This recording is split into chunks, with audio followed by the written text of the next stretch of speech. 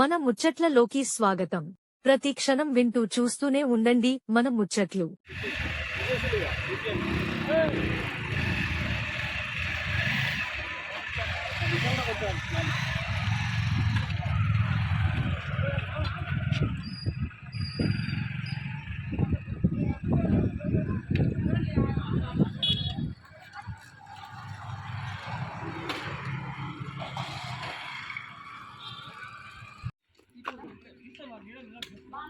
మా ఇక్కడ లేదా నాయుడు పెట్రోల్ పంప్ దాటినాక మళ్ళీ ఏంటి అని తిమ్మాపూర్ పోయాక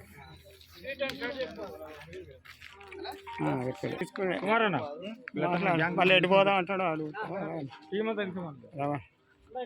నాకు ఎండా కూర్చారా చేయకూర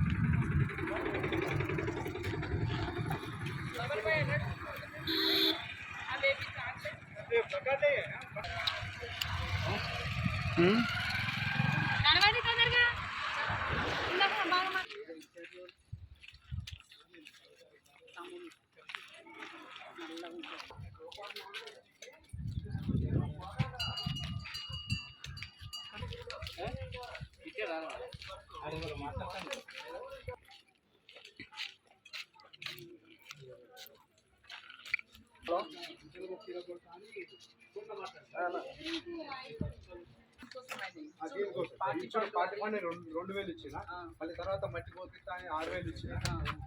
నాకు ఇంకోటి ఇన్ఫర్మేషన్ నాకు చెప్పకుండా మా నాన్న ఆయన రాలేదు. మళ్ళీ 10వ దినానికి మా నాన్న 10వ దినానికి నేను మళ్ళీ ఫోన్ చేసిన ఆయనకు వస్తా అని చెప్పి ఈ మధ్య వచ్చినాక బర్లారవి అని ఉన్నాడు. ఏ క్యాస్ట్ మనకు సంబంధం లేదు. బర్లారవి అని ఉన్నాడు. గత 5 సంవత్సరాలు ఇక్కడ చూస్తున్నాను. ఆయన ఒక్కటి వరకు నేను కరెంట్ నేను ఏం చేసినా కదా అంటే నేను భయపడి మా ఫ్రెండ్కి ఫోన్ చేసి అరుణ డీలరు అరుణ మామూలు ఉప సర్పంచ్ ఆమె మా ఫ్రెండ్ ఆమెకు ఫోన్ చేసి అనగానే అక్క నువ్వు ఏం భయపడకు ఏం కాదు నువ్వైతే నీ గుడిసె నీ కాడ నువ్వు ఉండు మేము 100కు డైల్ చేయని చెప్పడం జరిగింది. నేను 100కి డైల్ చేస్తే వాళ్ళు ఒక గంట సేపటికి కూడా రాలేదు. తర్వాత అరుణక్క ఏం చేసింది, గంట తర్వాత అరుణక్క ఒక్కటే 12 అయింది, రాత్రి 12 అయింది. ఆ 12 గంటలకు తను వచ్చిన తర్వాత ఈ మేడం వచ్చిన తర్వాత వాళ్ళు పోలీసు వాళ్ళు వచ్చిండ్రు. లోపలికి వచ్చి మమ్మల్ని కలిసి ఏమంటున్నారంటే ఇక ఈ రాత్రిపూట ఎందుకు లేరు రేపు పొద్దున్న పోలీస్ స్టేషన్ రాని అని చెప్పి మమ్మల్ని తీసుకొని వెళ్ళిపోయిండ్రు. అయితే ఇప్పుడు ఆ గుడిసె నేను కష్టపడి 2 లక్షలు పెట్టి నేను కష్టపడి చేసుకున్నా. నా గుడిసెను వాళ్ళు కూలగొట్టించిండు. సాంబమూర్తే ఇక్కడ మొత్తం కారకుడు. ఎవ్వరు మాట్లాడనియడు. ఎవ్వరు మాట్లాడినా కూడా వాళ్ళను టార్గెట్ చేస్తాడు. నేను మాట్లాడితే నన్ను ఆ గుడిసె బిగి పంపిస్తాడు. ఇంకెవరు మాట్లాడినా అట్లా చాలామంది గుడిసెలు విడి పంపించిండు. అట్లా చేస్తుండు అరాచకం. ఆయన పైసలు వసూలు చేయడము, ప్లాట్లు అమ్ముకోవడం, ఇలాంటి మస్తు అరాచకాలు ఇక విపరీతం. ఇక అది చెప్పలేని అరాచకాలు ఉన్నాయి. కాబట్టి నా అందరికీ ఇక్కడ మా బాధ్యతలు వీళ్ళంతా గుడిసెలేసుకొని వీళ్ళు ఉంటే వీళ్ళని కూడా బయటికి పంపించిండు. దాదాపు ఒక 20 మంది ఉన్నారు బయట. 20 మంది ఉన్నారు. ఆ 20 మందికి కూడా గుడిసెలు కావాలి. మాకు అందరికి న్యాయం జరగాలని నేను కోరుకుంటూ మీ అందరికీ నమస్కారం. వెంకటలక్ష్మి. నేను ఈ గుడిసెలు వేసినప్పుడు 2022 7 5 నెలల ఇక్కడ 4 బాధ్యులం ఉన్నాము. ఆ బాధ్యతలలో నేను కూడా బాధ్యురాలిని. అదేవిధంగా ఇక్కడ పోరాటం స్టార్ట్ అయినప్పటి నుండి అందరం 4 సమానంగా కష్టపడ్డాము. 2 సంవత్సరాల వరకు ఎటువంటి మనస్పార్థాలు ఏం లేవు. జనం కూడా నీతి నిజాయితీతో ఎటువంటి అరాచకాలు లేవు. కాకపోతే ఉన్న బాధ్యులలో 2 మహిళలము, ఒకడు పురుషుడు కావడం వల్ల ఇక్కడ కాపాడాలి పోలీసు వాళ్ళ దాడి నుండి అది ఇదే అని చెప్పి గ్రూపులు మెయింటైన్ చేసిండు. ఇక్కడ శాఖలు అనేటివి వేసిండు. ఆ శాఖల సభ్యులు మగ సభ్యులందరినీ దగ్గర పెట్టుకొని ఎవరు వచ్చినా కానీ తన్ని తరివేయడం ఫస్ట్ నుంచి ఉన్న అలవాటు ఇక్కడ ఇదే భయాన్ని ఈరోజు ఇక్కడ ఉన్న గుడిసెవాసులను ఎవరు ఎల్లగొట్టాలన్నా ఏదైనా అరాచకానికి పాల్పడ్డప్పుడు వాళ్ళని ఎదిరించిన వాళ్ళకి ఇదే ఏమైనా తన్నుడు బట్టి ఒకటే ఇది ఆ ఉద్దేశంతోనే ఎవరిని ఎల్లగొట్టాలన్నా ఫస్ట్ ఏం చేస్తానంటే పక్కన వాళ్ళతో గొడవలు పెట్టిస్తాను. ముందే చెప్తాడు మీరు వాళ్ళని అన్నండి ఏదో విధంగా గొడవ పెట్టి ఈయన ఒక పెద్ద మనిషి లాగా వచ్చి తీర్పు చెప్తాడు. ఆ తీర్పులు ఏమవుతుందంటే ఈమెని కొడతా ఉంటారు, భయభ్రాంతులకు గురి చేస్తారు. వాళ్ళకి 2-3 రోజులు ఉండకపోయేసరికి నెక్స్ట్ డే వీళ్ళది గుడిసెలు వీకి పంపించే ప్రయత్నం ఉంది. దాదాపు ఇక్కడ నుండి చాలా మందిని పంపించిండ్రు. మా దృష్టికి వచ్చినాయి. మేము సంవత్సరం నుండి రాష్ట్ర కమిటీకి కావచ్చు, జిల్లా కమిటీకి కావచ్చు, ప్రతి ఒక్కరికి మేము లెటర్లు పెట్టినాం. మా దగ్గర ప్రతి ఒక్క ఆధారాలు ఉన్నాయి. 25 ఆయనకు దగ్గరున్నోళ్ళు, ఆయనకు సంబంధించిన వాళ్ళు ఇప్పుడు వీని పోయి తన్నురా అంటే తన్నేటోళ్లకు 50 గజాల జాగా ఇచ్చింది సార్. తర్వాత నెక్స్ట్ 25 గజాల జాగా ఎవరికి ఇచ్చిరంటే మాట్లాడలేని వాళ్ళు, మధ్యతరగతి వాళ్ళకి 25 గజాల జాగా అట్లా ఇవ్వడం వల్ల ఏంటంటే అక్కడ కూడా రిలేషన్షిప్లు ఇచ్చిండు. అన్నకు, తమ్మునికి, మర్దలకి, వదినకి అట్లా ఇవ్వడం వల్ల ఒకరు పోతే ఒకరికి గుడిస. అక్కడ రిలేషన్ కొట్టుకోవాలి. వాళ్ళ రిలేషన్లో సార్ 4గురికి ఇచ్చిండ్రు. 4గురు వాళ్ళ అక్క జల్లలు ఇక్కడనే ఉంటారు. అందులో కూడా 100 గజాలు వాళ్ళ రిలేషన్ వాళ్ళకి, వాళ్ళకు దగ్గరగా ఉన్నోళ్ళకు, వాళ్ళకి ఇంకా దగ్గరగా ఉన్నోళ్ళకు 80 గజాలు, ఆయనకు సహకరించేటోళ్ళకు 80 గజాలు, మెయిన్ రోడ్డుకి ఇచ్చిన వాళ్ళకు మీరందరూ మేము చెప్పే ప్రతి ఒక్క విషయాన్ని మీరు ఎంక్వైరీ చేసుకోండి. ఇక్కడ మేము చెప్పేది ప్రతి ఒక్కటి నిజం. కాకపోతే ఇక్కడికి రావడానికి భయపడతారు. ఇక్కడ ఉన్న గుడిసెవాసులను ఎవరైనా లీడర్లు కలిసిన నమస్తే పెట్టడం, ఆ టైంలోనే నాకు నమస్తే పెట్టిన వాళ్ళని అందరిని నిల్లగొట్టింది సార్. అది జరుగుతుంది. ఇక్కడ అరాచకం బాగా జరుగుతూ ఉంది. ఇప్పుడు ఈ గుడిసెలల్లో కూడా ఇంకా చాలా మంది పంచని వాళ్ళు ఉన్నారు. ఇంకేందంటే డబ్బులు తీసుకొని ఇచ్చిన వాళ్ళు ఉన్నారు. మేము చాలాసార్లు పోలీస్ స్టేషన్లో పిటిషన్స్ ఇచ్చినాం. కానీ ఒక్క నాయకుడు, ఒక్క ఎస్ఐ కావచ్చు, సిఐజీ కావచ్చు, వీళ్ళ తరపున మాట్లాడిన నాయకులు లేరు. ఏమనంటే ఈ జనాన్ని మొత్తం వేసుకొని వస్తాడు. మీరు మాట్లాడండి, సామమూర్తితో మాట్లాడండి. జనాన్ని వేసుకొని రావడం కాదు, ఒక్కరిని రమ్మానండి. వీళ్ళు అడిగే దాంట్లో న్యాయం ఉన్నదా లేదా, నువ్వు చేసింది నిజమా అబద్ధమా, ఇక్కడ నిజంగా వీళ్ళు పోరాటంలో ఉన్నారా లేదా, వీళ్ళు అడిగే క్వశ్చన్స్ కావచ్చు, ఆయన చెప్పే సమాధానం కోసం కావచ్చు, ఆయన మాట్లాడమనండి. కానీ ఏమనంటే జనాలను ఎగేసి ముందుకు తోలడం, తన్నడం.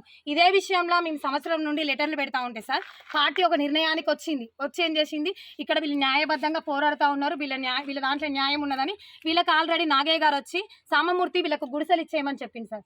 అయితే వీళ్ళకి గుడిసెలు ఇవ్వడం దాదాపు 3 నెలల నుండి నానబెడతా ఉన్నాడు. నానబెడతా ఉంటే వీళ్ళు మొన్న పోయి అడిగిండ్రు, ఏంది సార్ మాకు ఇన్ని రోజులు అవుతుంది, మీరు డైరెక్ట్ మీ రంగయ్య గారు మీరు ఆయన చెప్తున్నానా, ఆయన మీరు చెప్తున్నానా, ఎందుకు మాకు అమలు ఎందుకు జరుగుతలేదు, ఆల్రెడీ నిర్ణయం తీసుకున్నారు కదా, పార్టీ ఎందుకు ఇట్లా చేస్తుందని అడిగిండ్రు. అడిగితే వాళ్ళు ఏమన్నారు, రత్నమాలక్కకు బాధ్యత సార్, బాధ్యత ఇచ్చిర్రు. అందరికీ నమస్కారం. నేను గత 5 సంవత్సరాల నుంచి ఇక్కడనే చిన్న గుడిసెల పాటు కానీ నేను ఇక్కడ వండుకుంటూ వస్తున్నా. ప్రజాసేవ కోసం కరెంటు పని చేసుకుంటూ కూడా వచ్చిన. పార్టీ ఫండ్ ఇచ్చుకుంటా, పార్టీ ఫండ్ 2000, మట్టి కోసం 6000 ఇచ్చుకుంటూ వచ్చిన. గత ఈ డిసెంబర్ 29, 2025 నాడు కలెక్టర్ ముట్టడి కోసం 2200 రూపాయలు అడిగితే నేను పని చేసేటోని కదా అన్న అంటే, అయినా సరే ఇవ్వాలి, నువ్వు కరెంటు పని చేస్తే నువ్వు డబ్బులు అట్టుకొని తీసుకో అని చెప్పిండు. మళ్ళీ తర్వాత జనవరి 17వ తారీఖు 2026కు పని వచ్చింది. పని వస్తే నేను డబ్బులు అడిగితే ఆ రోజు ఇస్తాడు తీసుకోమని చెప్పిండు. మళ్ళీ ఆ రోజు 9 గంటల రాత్రికి బల్లరవితోటి ఫోన్ చేసి వల్గర్గా మాట్లాడి నీ గుద్దల బొగ్గ బలగొట్టిస్తా అని చెప్పింది. బల్లరవి ఆయన ఫోన్ ద్వారా. మళ్ళీ తద్వారా జనవరి 19వ తారీఖు నేను అక్కడ రోడ్డు మీద నిలబడితే నమస్తే అని చెప్పింది. నమస్తే అంటే బాబా మర్దలు అనే పరాష్ ఖాన్ అంటాను. నేను ఇప్పటివరకు 5 సంవత్సరాల నుంచి ఆయన అన్న అనలేదు, నా వయసును బట్టి ఆయన వయసును బట్టి. ఇక తర్వాత మళ్ళీ జనవరి 25వ తారీఖు నాడు మా నాన్న చనిపోతే ఆయనకు ఇన్ఫర్మేషన్ ఇచ్చి మా నాన్న చనిపోయాడు, నేను పోతానంటే సరే మేము కూడా రేపు వస్తాం అన్న అని చెప్పిండు ఆయన. మళ్ళీ సామమూర్తి అనేట ఆయన. మళ్ళీ 10వ దినం రోజు మా నాన్న 10వ దినం రోజు కూడా ఫోన్ చేశాను, ఇట్లా బంకుతున్నది అది అంటే వస్తామని అని చెప్పింది. మళ్ళీ ఫిబ్రవరి 13వ తారీఖు నాడు వచ్చిన నేను, మా నాన్న చనిపోయి ఇక్కడ వచ్చి నేను పోతా అంటే అక్కడ సభలో కూర్చున్నాడు. సభకు నమస్కారం అన్న. నేను ఎప్పుడైనా ఈ 5 సంవత్సరాల నుంచి ఆయన ఒక్కడున్నప్పుడు నమస్తే అనేది, 10 మందిలో ఉన్నప్పుడు సభకు నమస్కారం అనేది. ఈ సభకు నమస్కారం అంటే డిస్టర్బ్ చేసి సరే ఆ రోజు వల్గర్గా మాట్లాడినందుకు సరే ఇక్కడ కొద్దిగా గొడవలు ఎందుకని నేను కూడా మా నాన్న చనిపోయింది కదా, ఇప్పుడు 6 నెలల వరకు మేము ఏం చేయలేము అని అట్టనే ఉంటా అంటే నాకు వితౌట్ ఇన్ఫర్మేషన్ నాకు మొత్తం కూలగొట్టి వేరే వాళ్ళకి ఇచ్చేసాడు. అరాచకంగా సామమూర్తి అనే నాయకుడు, అరాచకం, చాలా అరాచకం. నేను సమినా బాబర్. అరాచకం అంటే అరాచకం. దరిదాపు 2 లక్షల చిల్లర పెట్టిన. ఇదే నా పని. అది నేను వర్కర్లను పెట్టలే, నా సొంతం పనితో నేనే చేసుకుంటా. దరిదాపు 2 లక్షల సామాన్లు అయినాయి ఇదంతా చేస్తే. ఇక్కడ వరకు బాయి బొంద అదంతా లాట్రిన్ కోసం చేపించి దరిదాపు 2 లక్షల చిల్లరని నా సొంత పని. వర్కర్లను పెట్టింటే ఇక ఎక్కువనే నాకు వితౌట్ ఇన్ఫర్మేషన్ నాకు చెప్పకుండా వేరే వాళ్ళకి ఇచ్చేసిండు కులగొట్టిండు. ఇగో 13వ తారీఖు జనవరి 13వ తారీఖుని ఈ పైపులో ఉండే జనవరి 14వ తారీఖు మొత్తం నీలమట్టం చేసి వేరే వాళ్ళకి ఇచ్చేసిండు. నీకు ఇప్పుడు ఏం కావాలి? చాలా నా ఇల్లు నాకు కావాలి, నాకు న్యాయం కావాలి. అంటే వాళ్ళకి పైసలు ఇస్తలేవానా? మరి ఎందుకు గులగొట్టి? పైసలు ఇచ్చుకుంటూనే వస్తాను మరి ఎందుకు గులగొట్టి? నేను ఆయనకు నమస్తే అన్నా అనాలన్నట. ఉన్న వాస్తవం నేను ఆయనకు అన్నా అనాలన్నట. నా వయసుకు ఆయన వయసుకు నేను గరికపాటి వచనాలు వింటా. పెద్ద వయసుకుడు చిన్న వయసుకుని మర్యాదగా పెద్ద అనిపిస్తే ఆయస్సు క్షీణిస్తుంది అని కూడా అన్నా నేను. ఆ రోజు నన్నేమన్నాడు, నువ్వు ఏ బూర్జీవ పార్టీ నుంచి వచ్చినవో మేము కామ్రేడ్స్ అన్నాడు. ఇది నాకు తగిన న్యాయం చేయాలని మీ అందరికీ మనవి.